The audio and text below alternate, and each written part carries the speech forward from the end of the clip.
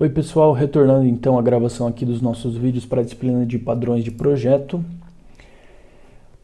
O padrão que nós vamos ver hoje, ele também é relacionado à criação de objetos. Ele se chama Fluent Interface ou interfaces fluídas. Esse é bem tranquilo, bem fácil de entender. Peguei um simples aqui para a gente reaquecer no desenvolvimento dos padrões, apesar de que vocês devem estar fazendo o projeto, então vocês já devem estar aquecidos, né? Mas vamos retornar devagar. Nesse padrão, o que a gente quer é criar objetos de uma maneira mais fluida, mais natural, para que a gente possa fazer a leitura do nosso código-fonte quase como se a gente estivesse lendo um texto. Então aqui, no nosso exemplo que eu já codifiquei, a gente tem duas classes, a classe Row, que vai ser o papel de alguém em uma empresa, e a classe Pessoa. Então, quando eu vou criar a classe Row de Administrator, então eu vou criar um administrador. Eu vou fazer um New Row sem usar o construtor, então não vou passar nenhum parâmetro aqui para o meu construtor e vou chamar um método log em seguida, named, então um chamado com o nome de administrador. Então esse papel aqui vai ter o nome de administrador. E aí quando eu for criar uma pessoa, nesse caso aqui eu vou fazer do mesmo jeito, new pessoa chamada Lucas, nascida em, e aí eu passei o papel, então que é um administrador. Então eu vou criando, né, uma nova pessoa chamada Lucas, nascida em tal data, e com esse papel. Então como que eu fiz aqui na minha classe para operacionalizar isso, para deixar isso possível? Então vamos olhar primeiro a classe Row. A primeira coisa é que a gente não tem nenhum construtor. No Java, quando nós não temos nenhum construtor, a gente pode criar um objeto chamando o construtor vazio. Se nós tivermos um construtor, por exemplo aqui,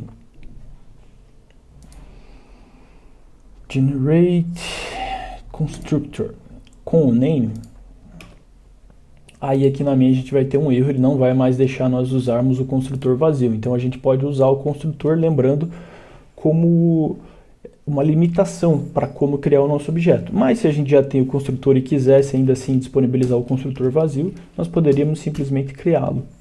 E aí volta a funcionar.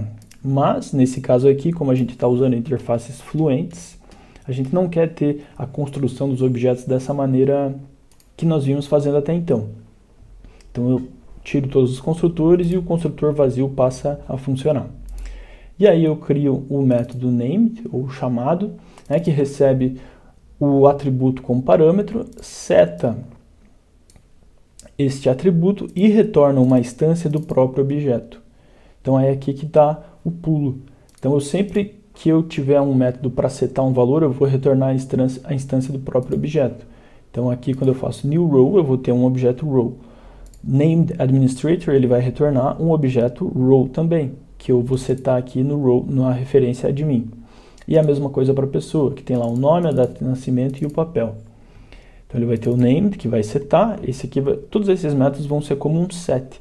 E aí eles vão retornar sempre a instância do próprio tipo da classe, mas retornar sempre a referência para this. Então eles retornando this, eu posso fazer essa criação de objetos em cadeia. Então, named Lucas, né, ele vai retornar uma pessoa, born on, uma pessoa, isAdmin, uma pessoa. Então, eu sempre retorno a pessoa e chamo outro método. Retorno e chamo outro método e aí retorno para a referência finalmente, onde nós vamos ter o objeto já criado, com esses atributos que nós setamos. Então, essa é uma maneira interessante da gente programar. Foge bastante do que nós vínhamos trabalhando até então.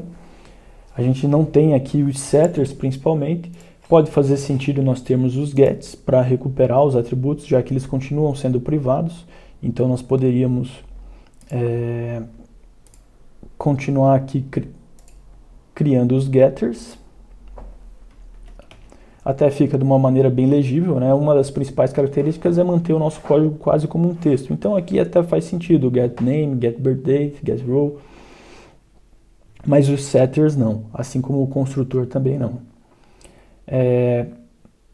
Não é tão comum a gente programar assim na vida real, apesar de ser um padrão interessante. Em alguns casos pode ser interessante a gente implementar, né? Vai fazer sentido talvez em algumas porções do nosso projeto. mas principalmente quando nós vamos utilizar frameworks como Hibernate e outros que nós já utilizamos, eles exigem a existência dos getters e setters. Então a gente até poderia continuar usando esse padrão, mas também criando os getters e setters. Então vai ser uma limitação de quando nós quisermos trabalhar com outras bibliotecas. Mas ainda assim é bem interessante e é bom que vocês conheçam esse padrão, que na verdade ele é bem simples, é mais uma mudança em como programar. Legal? Então logo eu posto outro vídeo.